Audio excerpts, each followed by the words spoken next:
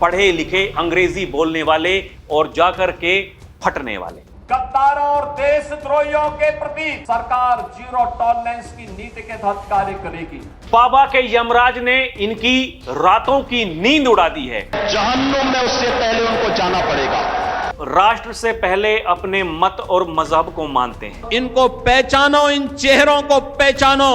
ये गजवाए हिंद हिंदुस्तान की धरती पर नहीं होगा। अगर किसी को जहन्नुम में जाना हो तो गजवाए हिंद के नाम पर अराजकता पैदा करने का कुत्सित प्रयास करें। इनकी जड़ों को खत्म करो। ऐसे किसी देशद्रोही को स्वीकार नहीं कर सकता है।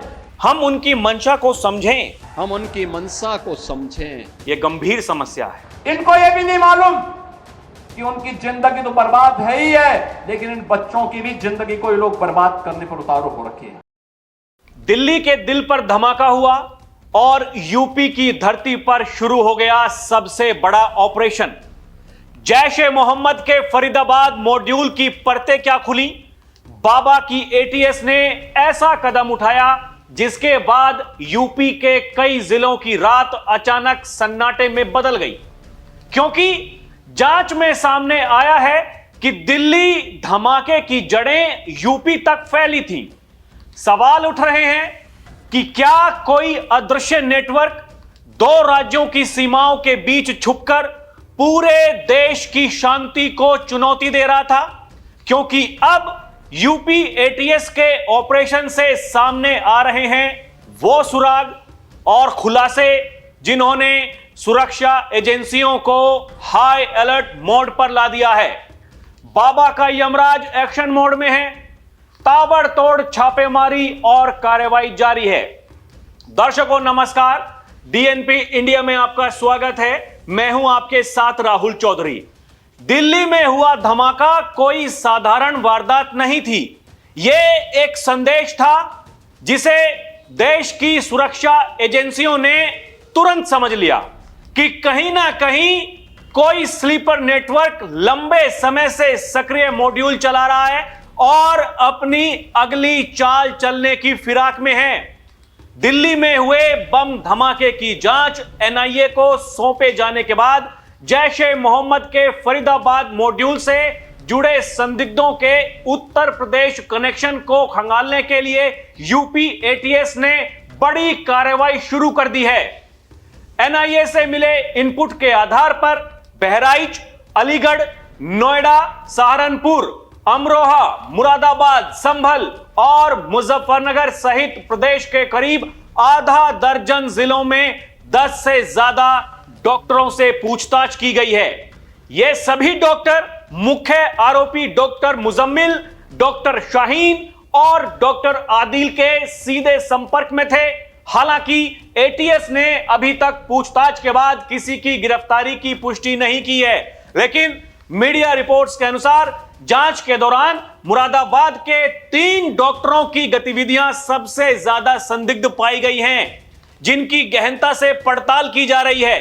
इन डॉक्टरों को लखनऊ स्थित एटीएस मुख्यालय में पूछताछ के लिए बुलाया गया है, क्योंकि ये भी डॉक्टर मुजम्मिल और डॉक्टर आदिल के संपर्क में थे और दिल्ली घटना के बाद इन्होंने अपना मोबाइल फोन बंद कर लिया था। इसके अलावा एटीएस को पता चला है कि पिछले महीने इन तीनों डॉक्टरों की लोकेशन फरीदाबाद में भी ट्रेस हुई थी, जिसके कारण उन पर जांच का शिकंजा और कस गया है। यूपी एटीएस ने अपनी जांच के दौरान डॉक्टर शाहीन और डॉक्टर परवेज के घर से जो भी सबूत बरामद किए थे वे सभी अब एनआईए के हवाले कर दिए गए हैं। हालांकि एनआईए ने अभी तक इस मामले में अलग से कोई मुकदमा दर्ज नहीं किया है, लेकिन वो अब एटीएस द्वारा सौंपे गए सबूतों और केस प्रॉपर्टी के आधार पर ही अपनी जांच को आगे बढ़ाएगी। इसके अलावा सहारनपुर में चिन्हित वाहनों और डॉक्टर परवेज की जब्त कार से जुड़ी रिपोर्ट भी जल्द ही एनआईए को भेजी जाएगी। जांच को नई दिशा देने के लिए एनआईए की एक टीम जल्द ही उत्तर प्रदेश आकर इस मामले की नए सिरे से पड़ताल शुरू करेगी, जिसमें यूपी एटीएस उनका सहयोग जारी रखेगी। दिल्ली में हुए विस्फोट की घटना के बाद यूपी एटीएस ने नेपाल सीमा से सटे जिलों में भी अपनी जांच तेज कर दी है। इस कड़ी में पीलीभीत के राज्य चिकित्सा महाविद्यालय और आयुर्वेदिक मेडिकल कॉलेज ने डॉक्टरों, स्टाफ सदस्यों और छात्र छात्राओं की एक विस्तृत सूची एटीएस को सौंप दी है। इस कदम का उद्देश्य किसी भी संदिग्ध गतिविधि पर पैनी नजर रखना और सुरक्षा एजेंसियों की जांच में सहयोग करना है। एटीएस ने कॉलेज प्रशासन से एमबीबीएस और बीएएमएस की पढ़ाई कर रहे छात्र छात्राओं के साथ साथ सभी डॉक्टरों और स्टाफ सदस्यों का पूरा ब्यौरा तलब किया था। कॉलेज प्रबंधन ने तत्काल कार्रवाई करते हुए यह सूची एटीएस मुख्यालय को भेज दी है। इस सूची में संदिग्धों की पहचान करने के लिए आवश्यक सभी महत्वपूर्ण विवरण शामिल हैं, जिसमें उनके नाम, पिता का नाम, आवासीय पता, आधार कार्ड नंबर और मोबाइल नंबर जैसी संवेदनशील जानकारी दी गई है। इसके अलावा डॉक्टरों की तस्वीरें, उनके वाहनों से संबंधित जानकारी भी मांगी गई है। यह संभावित स्लीपर सेल या संदिग्ध व्यक्ति के लिंक को तोड़ने के प्रयास का हिस्सा है।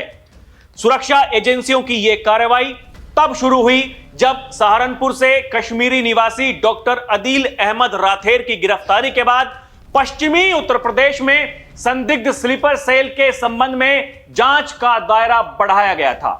मीडिया रिपोर्ट्स के अनुसार दिल्ली धमाके की चल रही जांच के दौरान कुछ डॉक्टरों के नाम सामने आए थे, जिसके बाद पीलीभीत के कॉलेजों पर विशेष ध्यान केंद्रित किया गया।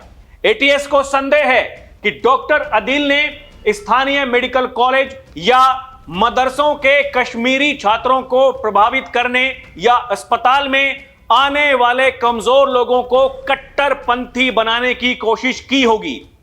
इसी आशंका के मद्देनजर कॉलेज प्रशासन को विशेष रूप से जम्मू कश्मीर के मूल निवासी या वहां से शिक्षा प्राप्त कर चुके छात्रों की पृष्ठभूमि की गहनता से जांच करने का निर्देश दिया गया है। एटीएस को सूची सौंपने के बाद कॉलेज प्रबंधन भी अपने स्तर पर पूरी तरह से सतर्क है और उसने आंतरिक जांच शुरू कर दी है। कॉलेज ने सभी विभागों और छात्रावासों का रिकॉर्ड तलब किया है। कॉलेज प्रशासन उन सभी छात्र छात्राओं के रिकॉर्ड खंगाल रहा है जो जम्मू कश्मीर के रहने वाले हैं।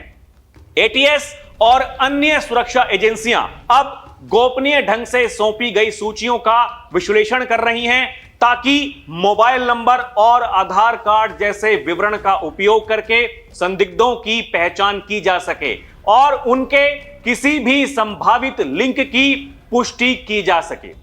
यूपी की सुरक्षा एजेंसियां जानती हैं कि दिल्ली जैसे शहर में हुए धमाके का असर पूरे देश की सुरक्षा प्रणाली पर पड़ता है और यही कारण है कि एटीएस अब सिर्फ सुराग नहीं ढूंढ रही, बल्कि नेटवर्क को काटने, सपोर्ट सिस्टम को डिस्टर्ब करने और संभावित मॉड्यूल्स को निष्क्रिय करने में लगी है। यूपी में पिछले कुछ सालों में कई बड़ी आतंकी मॉड्यूल्स का पर्दाफाश हो चुका है। इसीलिए एटीएस की टीमें अब ये पड़ताल कर रही हैं कि कौन कौन लोग फरीदाबाद मॉड्यूल के संपर्क में आए, कौन कौन लोग उन्हें आर्थिक, डिजिटल या संसाधन आधारित सहायता प्रदान कर रहे थे, क्या कोई अगला प्लान भी तैयार किया गया था, क्या सभी वो पहलू हैं जिनकी गंभीरता से जांच की जा रही हैं। ये जो सारे के सारे डॉक्टर हैं दर्शकों, ये वही डॉक्टरों की फौज है, पढ़े लिखे अंग्रेजी बोलने वाले और जाकर के फटने वाले। कौन कौन फटने वाला था, क्या क्या इनकी तैयारियां थी, सबकी गहनता से जांच की जा रही है। और इन्होंने यूपी को चुना दर्शकों, इसीलिए बाबा का यमराज एक्टिव हो गया है। बाबा के यमराज ने इनकी रातों की नींद उड़ा दी है और यही कारण है कि योगी आदित्यनाथ ये कहते हैं, जो लोग देश को खंडित करना चाहते हैं, यहां विभाजनकारी राजनीति करना चाहते हैं, उनसे सावधान होने की जरूरत है। क्योंकि ये वो लोग हैं दर्शकों जो इस तरह के आतंकी, अब उन्हें आतंकी कहें, डॉक्टर कहें, ये भी अपने आप में सवाल है, लेकिन उनकी पैरवी करने वाले लोग वो भी हैं।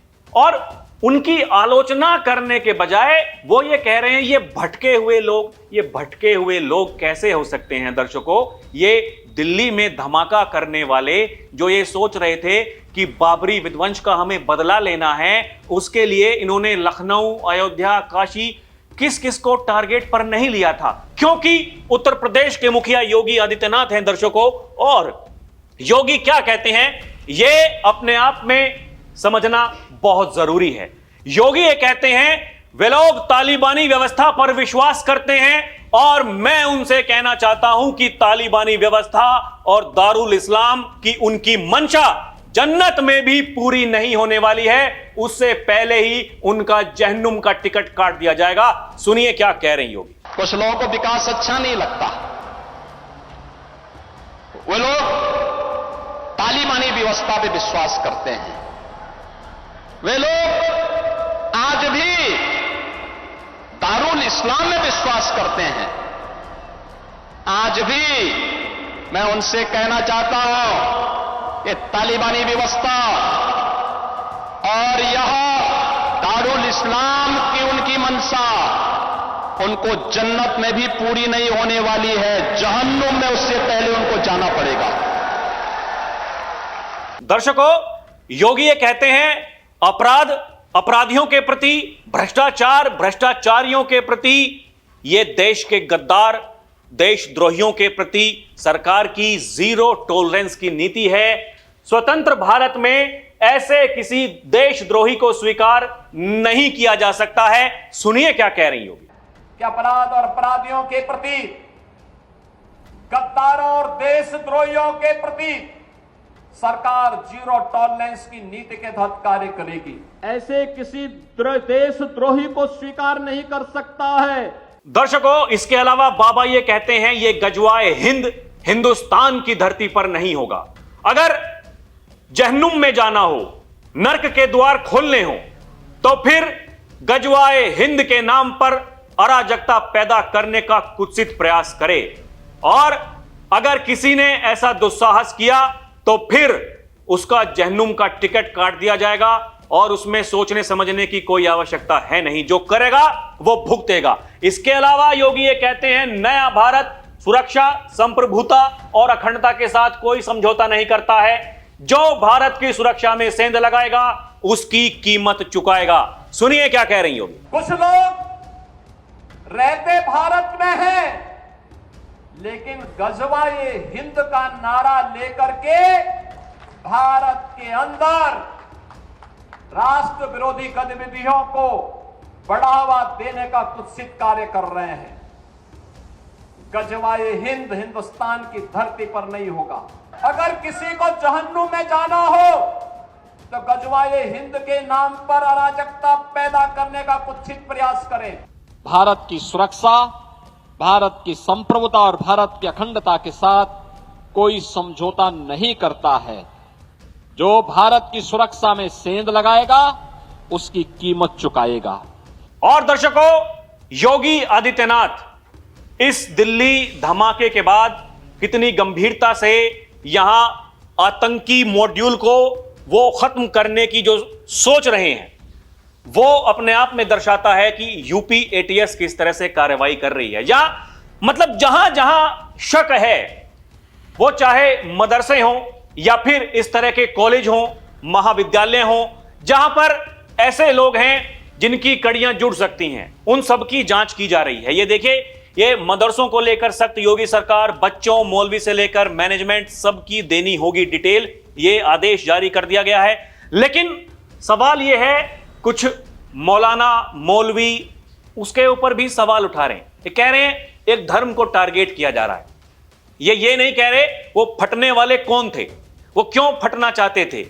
ये सवाल उनसे नहीं पूछे जा रहे, लेकिन सरकार से सवाल ये किए जा रहे हैं कि आप ये जो जांच कर रहे हो इससे क्या होगा, इससे क्या होगा, क्या नहीं होगा। ये तो दर्शकों योगी आदित्यनाथ जानते हैं, क्योंकि वो जिस गंभीरता से सोचते हैं, ये जो देश विरोधी ताकतें हैं, देश विरोधी जो षड्यंत्र करने की ये कोशिशें करते हैं, कभी अवैध धर्मांतरण के नाम पर, कभी ये दारुल इस्लाम गजवाए हिंद के नाम पर, और कभी अभी आपको याद होगा योगी ने कहा था ये माचिस से जो हलाल करना चाहते हैं। ये कैसे हो सकता है? माचिस तो झटका होता है, ऐसे किया, झटके से जल गई, लेकिन माचिस पर भी हलाल, और इसीलिए ये हलाल सर्टिफिकेशन उत्तर प्रदेश में योगी आदित्यनाथ ने इस पर बैन लगा दिया।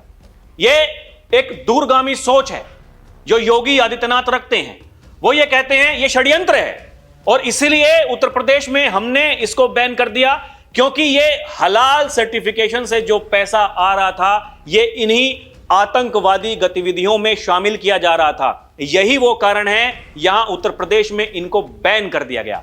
लेकिन दर्शकों, कुछ लोग हैं जो उन बातों को कहते हैं ये एक विशेष धर्म को टारगेट किया जा रहा है। अब समझने वाली बात यह है कि कौन समझ रहा है और कौन उनको ऐसे ही ले रहा है। दर्शकों, इसीलिए योगी ये कहते हैं इन चेहरों को पहचानो, इन्हें ढूंढो। ये जो आपके आसपास रहने वाले लोग हैं, ये किनसे मुलाकात करते हैं, किनसे बात करते हैं, इनकी मंशाएं क्या हैं, हम उनकी मंशा को समझें। जो लोग यहां हिंदुस्तान में रहते हैं, हिंदुस्तान में खाते हैं, लेकिन गुणगान किसी और देश का करते हैं। जो लोग इस देश में रह करके यहां पाकिस्तान और बांग्लादेश बनाना चाहते हैं, ऐसे लोगों से सावधान होने की जरूरत है। और इसीलिए योगी ये कहते हैं इन चेहरों को पहचानो। जो लोग शासकीय योजना में हड़पने की होड़ में पहली लाइन में खड़े होते हैं, लेकिन जब वंदे मातरम गाने की बात होती है तो कहते हैं कि हम नहीं गाएंगे। योगी ये कहते हैं इनकी मंशा को समझें, क्योंकि इन्हें नहीं मालूम इनकी जिंदगी तो बर्बाद है ही, ये अपने बच्चों की जिंदगी भी बर्बाद करने पर उतारू हैं। योगी ने यह कहा था जब बरेली में वो मौलाना भूल गया था कि उत्तर प्रदेश में शासन किसका है, जो अपने बच्चों को आगे कर रहे थे, उनके हाथों में पत्थर दे रहे थे। इन्हें कुछ नहीं पता, मतलब खुद की जिंदगी तो बर्बाद है, लेकिन अपने बच्चों की जिंदगी भी बर्बाद करना चाहते हैं। इसीलिए इस तरह की आतंकवादी गतिविधियों में ये लोग शामिल होते हैं, और जो पकड़े जाते हैं फिर उनको बचाने के लिए एक गैंग एक्टिव हो जाता है। ये क्या है? दर्शकों, सुनिए क्या कह रही होगी। इनको पहचानो, इन चेहरों को पहचानो जो शासकीय योजना में हड़पने की होड़ में पहली लाइन में खड़े होते हैं, लेकिन जब वंदे मातरम गाने की बात होती है तो कहते हैं कि नहीं, हम नहीं गाएंगे। कितने कमजोर और कायर हैं छोटे छोटे बच्चों को, जिनके हाथों में कलम होनी चाहिए, जिनके हाथों में नोटबुक होनी चाहिए, जिनके हाथों में विज्ञान और गणित की पुस्तकें होनी चाहिए, उनके हाथों में आई लव मोहम्मद का पोस्टर देकर के, तख्तियां देकर के समाज में अराजकता पैदा करने का कार्य कुछ लोग कर रहे हैं। इनको यह भी नहीं मालूम कि उनकी जिंदगी तो बर्बाद है ही है, लेकिन इन बच्चों की भी जिंदगी को ये लोग बर्बाद करने पर उतारू हो रखे हैं। ये देखिए दर्शकों, लखनऊ को अपना ठिकाना बनाना चाहते हैं आतंकी, यूपी के लड़कों को स्लीपर सेल बनाने की तैयारी, इसीलिए ये छापेमारी की जा रही है। ये जो एटीएस अपनी कार्रवाई कर रही है, बाबा का यमराज अपनी कार्रवाई कर रहा है, ये इसीलिए क्योंकि लखनऊ की कई कॉलोनियां बन रही हैं आतंकियों का ठिकाना। 20 वर्षों में आईएसआईएस से लेकर कई संगठनों के आतंकी गिरफ्तार हो चुके हैं इसी उत्तर प्रदेश से, जिसके मुखिया हैं योगी आदित्यनाथ। और योगी ये कह रहे हैं इनकी जड़ों को खत्म करो, इनकी जड़ों को खत्म करो। इनको खत्म करना है तो पहले इन्हें ढूंढो, ये कहां कहां क्या क्या कर रहे हैं। दर्शकों, इसीलिए योगी ये कहते हैं आज भी कुछ लोग हैं, रहेंगे हिंदुस्तान में, खाएंगे हिंदुस्तान में, लेकिन वंदे मातरम नहीं गाएंगे। हम उनकी मंशा को समझें। जो लोग वंदे मातरम का विरोध कर रहे हैं वे भारत माता का विरोध कर रहे हैं। और योगी ये कहते हैं हम जिएंगे तो देश के लिए, मरेंगे तो देश के लिए, कुछ भी योगदान देंगे तो राष्ट्र हमारे लिए प्रथम होगा। सुनिए क्या कह रही हो। रहेंगे हिंदुस्तान में, खाएंगे हिंदुस्तान में, लेकिन वंदे मातरम गाएंगे नहीं। हम उनकी मंशा को समझें, हम उनकी मंशा को समझें। ये बाध्यकारी नहीं है, लेकिन यह समझने की विषय वस्तु भी है। जो लोग वंदे मातरम का विरोध कर रहे हैं वे भारत माता का विरोध कर रहे हैं कि राष्ट्र से बढ़कर के कुछ नहीं। अगर हम जिएंगे तो देश के लिए, मरेंगे तो देश के लिए, और कुछ भी योगदान देंगे तो राष्ट्र हमारे लिए प्रथम होगा। दर्शकों, योगी राष्ट्र प्रथम की बात कर रहे हैं। और हमेशा यही कहते हैं। उन्होंने यह भी कहा कि कुछ लोग हैं जो राष्ट्र से पहले अपने मत और मजहब को मानते हैं। यह समस्या है। अगर आपका मत मजहब आपके राष्ट्र से ऊपर हो जा रहा है तो फिर यह गंभीर समस्या है और ऐसा एक सभ्य समाज में बिल्कुल भी नहीं होना चाहिए। राष्ट्र हमारे लिए प्रथम होना ही चाहिए और जब राष्ट्र प्रथम की भावना से हम काम करेंगे तो भारत को विकसित बनने से दुनिया की कोई ताकत नहीं रोक सकती है। लेकिन समस्या उस बात से है, इस देश के कुछ राजनेता ऐसे हैं जो कहते हैं कि भारत कभी विकसित नहीं बन सकता। बाबा ये कहते हैं कि भारत को विकसित बनने से दुनिया की कोई ताकत नहीं रोक सकती है और इसीलिए उत्तर प्रदेश को विकसित बनाने की तैयारी हम कर रहे हैं। उत्तर प्रदेश विकसित बनेगा तो भारत विकसित बनेगा। और ये जो लोग भारत को बार बार ये खंडित करने की जो षड्यंत्र कर रहे हैं, ऐसी योजनाएं बना रहे हैं, ऐसे लोगों से सावधान होने की जरूरत है। वही जो मैंने पहले कहा दर्शकों, योगी भी एक बार नहीं कई बार ये कहते हैं, उन चेहरों को पहचानो, उन्हें ढूंढो और पहले आप उन्हें समझाओ आप गलत कर रहे हो। लेकिन वो नहीं अगर मानते हैं तो फिर उनको समझाने की जरूरत नहीं है। जाकर के प्रशासन को बता दो, उनको ठोकने का काम प्रशासन खुद कर लेगा और वही उत्तर प्रदेश में हो रहा है। दर्शकों, उत्तर प्रदेश, योगी ये कहते हैं ये वो उत्तर प्रदेश नहीं है 2017 से पहले वाला, जब बीमारू मानसिकता वाले इस उत्तर प्रदेश को चला रहे थे। ये वही उत्तर प्रदेश है, लेकिन लोगों ने सोचना बदल दिया है। अब लोग विकसित भारत, विकसित उत्तर प्रदेश के बारे में सोच रहे हैं क्योंकि एक ऐसी सरकार है जिसकी इच्छा शक्ति है और वो कर सकती है। योगी ये कहते हैं हमने सिर्फ कहा नहीं, हमने करके दिखा दिया। आज उत्तर प्रदेश में दंगे नहीं होते, कर्फ्यू नहीं लगता, लेकिन कुछ लोग हैं जो ऐसी मंशा रखते हैं, कर्फ्यू लगाने की बात करते हैं, जाम करने की बात करते हैं। जाम नहीं लगा पाएंगे, लेकिन उस जाम की कीमत, उस कर्फ्यू की कीमत उनको ऐसी सिखा देंगे, उनकी आने वाली पीढ़ियां भी याद करेंगी उत्तर प्रदेश में क्या हुआ था। दर्शकों, आपको क्या लगता है हमें कमेंट करके जरूर बताइएगा। अभी के लिए इतना ही। आप देखते रहें डीएनपी इंडिया, हर खबर भरोसे के साथ। नमस्कार, जय हिंद।